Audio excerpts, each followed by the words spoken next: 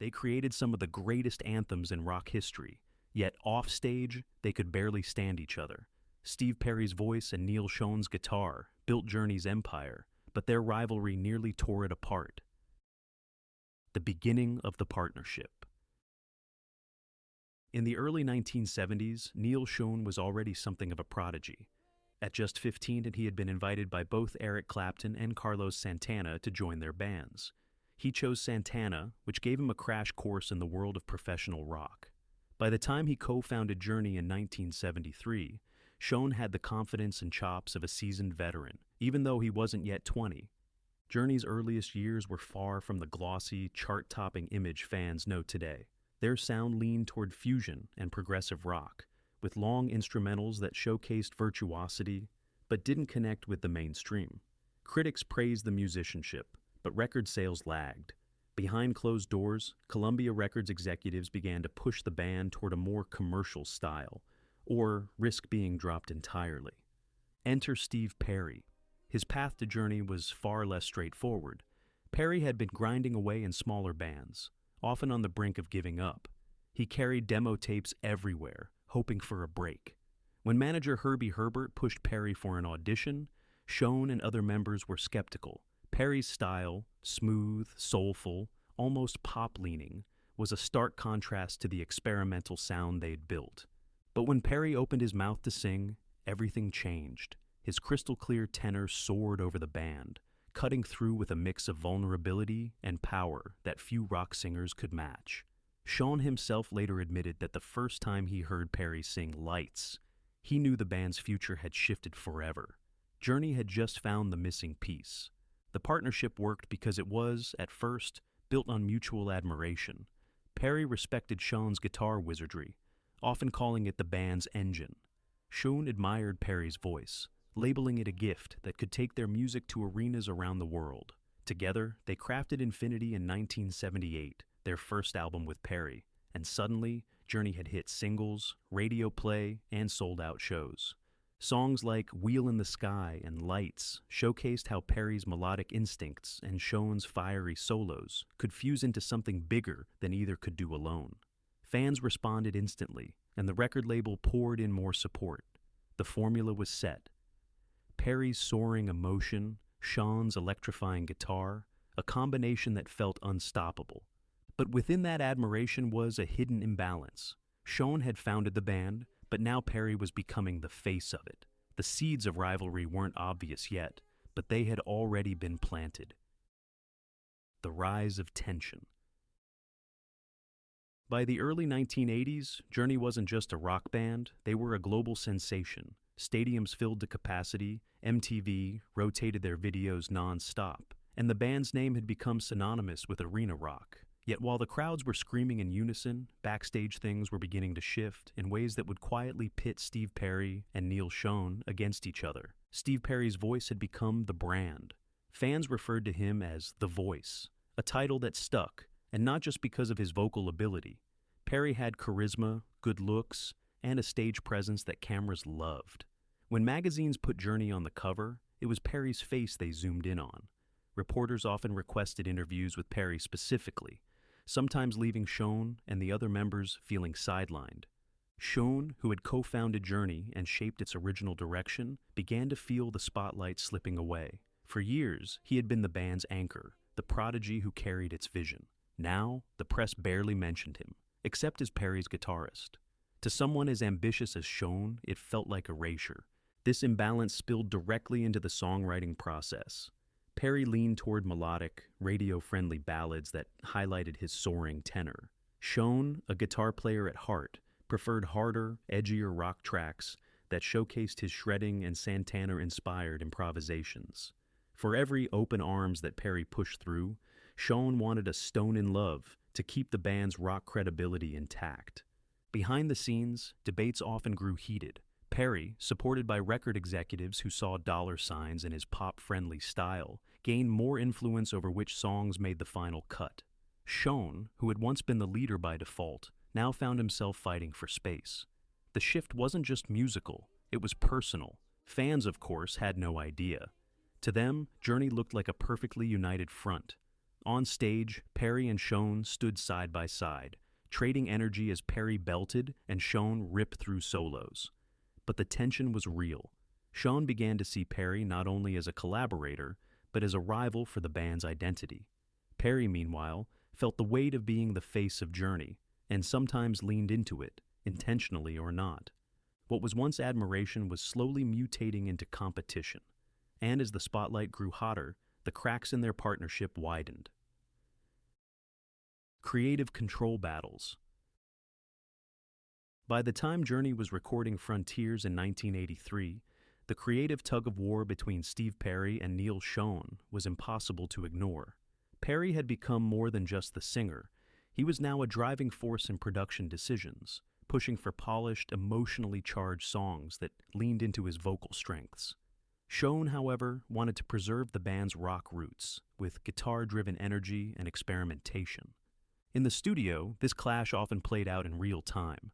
Perry's reputation as a perfectionist grew legendary. He would obsess over vocal takes, demanding endless retakes until every phrase sounded flawless.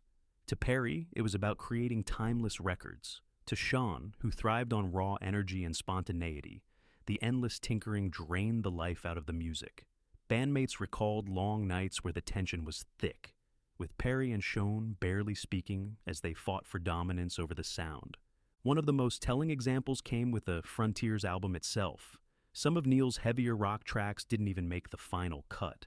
Instead, Perry championed songs like Faithfully and Send Her My Love, which became massive hits. Schon wasn't blind to the success. He knew the ballads were charting, but each one that replaced a guitar-heavy track felt like another piece of his identity slipping away. By 1986, things reached a boiling point with Raised on Radio. Perry had stepped into the producer's chair, which gave him unprecedented control. The results were immediate and controversial.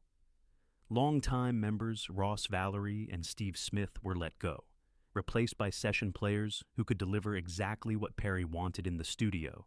To Schon, this was a betrayal of the band's brotherhood.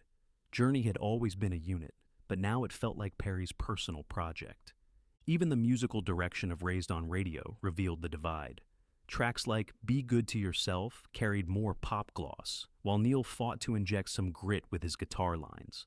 The compromises rarely satisfied both sides. Schon reportedly felt like he was walking on eggshells, never sure if Perry would veto his ideas. Perry, meanwhile, saw himself as protecting the band's success. After all, the ballads were the ones topping charts. It was no longer just a creative difference. It was a struggle for ownership.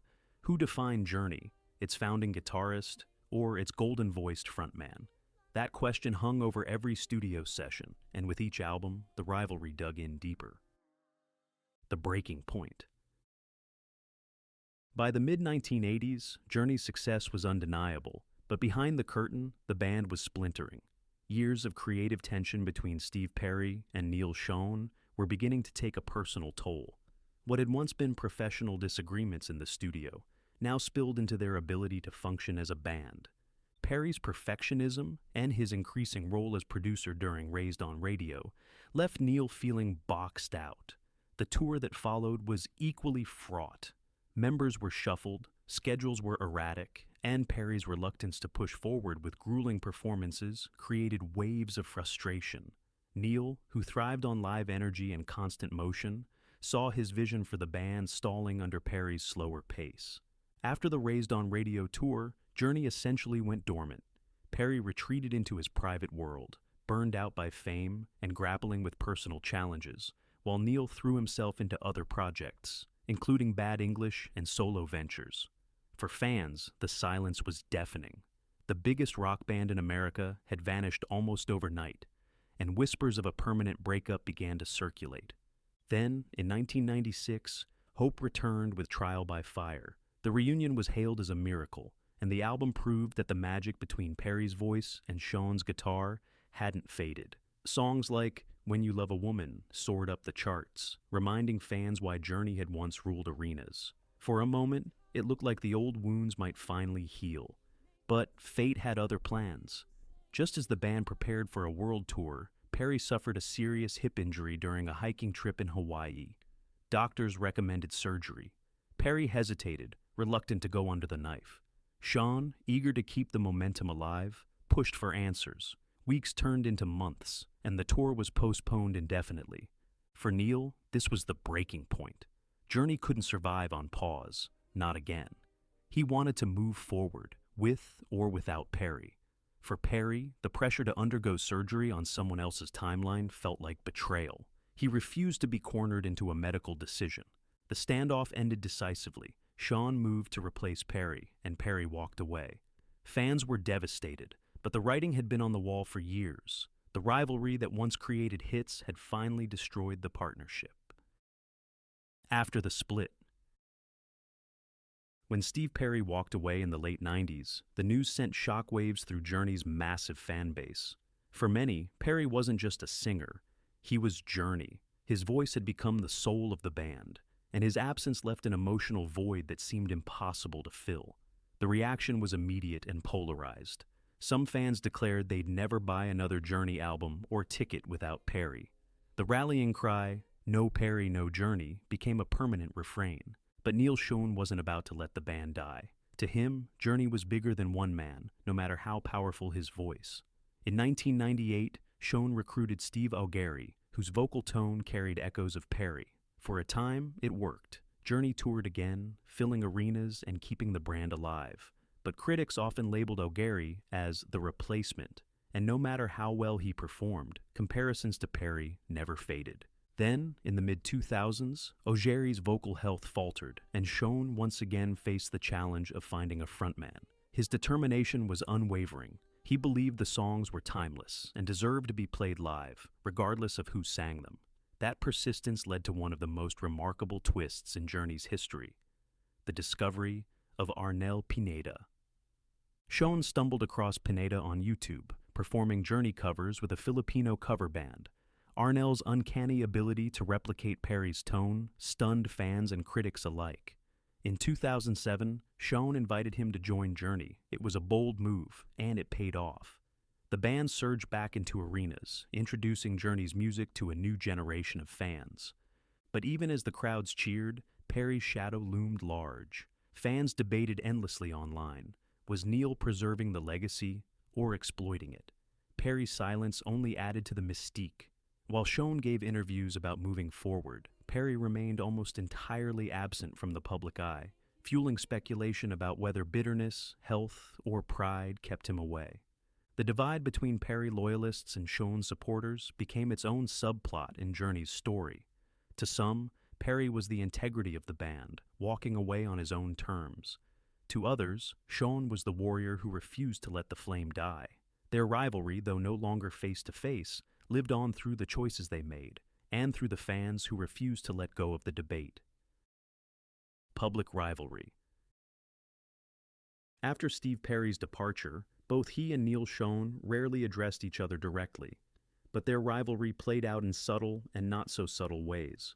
Schon gave interviews where he emphasized the importance of moving forward, often repeating the phrase, "This band is bigger than one man." Fans knew exactly who that one man was. To some, it sounded like determination. To others, it felt like a dig at Perry, the man whose voice had built Journey's biggest hits.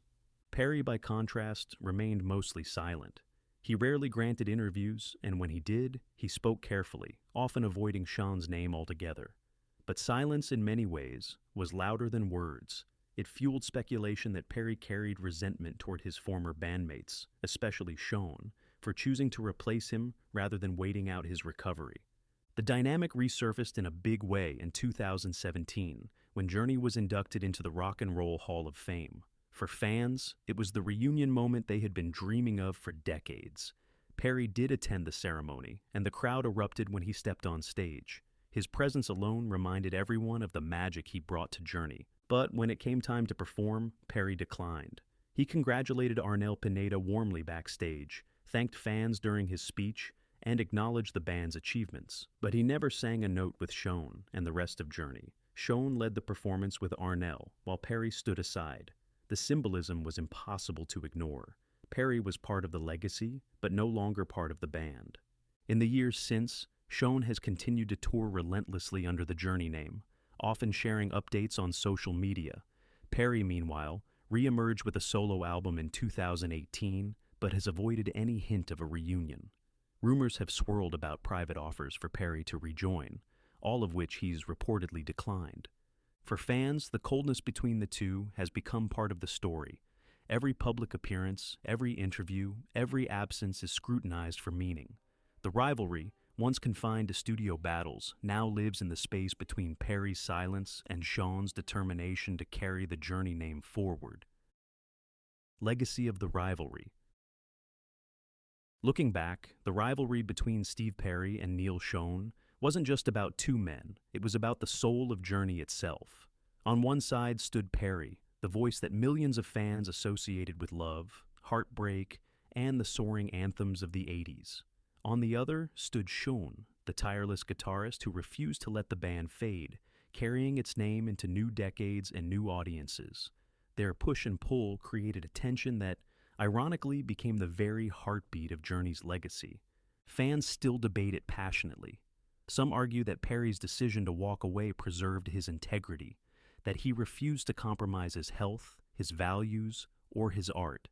To them, Perry embodies authenticity, the man who left at the height of fame rather than let it consume him. Others see Schon as the hero of the story, the one who wouldn't let Journey die. Without him, the band's catalog might have been frozen in time. Instead, he introduced it to younger generations, filling arenas around the world long after Perry left the stage.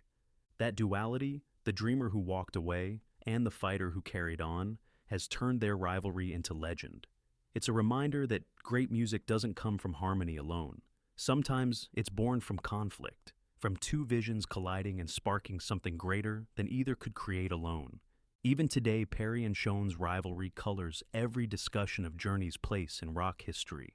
When Don't Stop Believin' resurfaces in movies, commercials, or viral moments, fans are pulled back into the debate. Was the song Perry's masterpiece, or Shon's guitar anthem? The truth, of course, is that it was both. Perhaps that's the ultimate legacy. Journey wasn't defined by just one man. It was defined by the friction between two, Steve Perry and Neal Schon, who loved the music enough to fight over it, and in the process gave the world a soundtrack that will never fade. Steve Perry and Neal Schon may never share a stage again, but their rivalry gave us some of the greatest songs in rock history. Was Journey's magic born from their partnership, or from the fire that tore them apart? Tell us what you think in the comments, and don't forget to subscribe to Backstage Melody for more untold stories of the legends who shaped rock.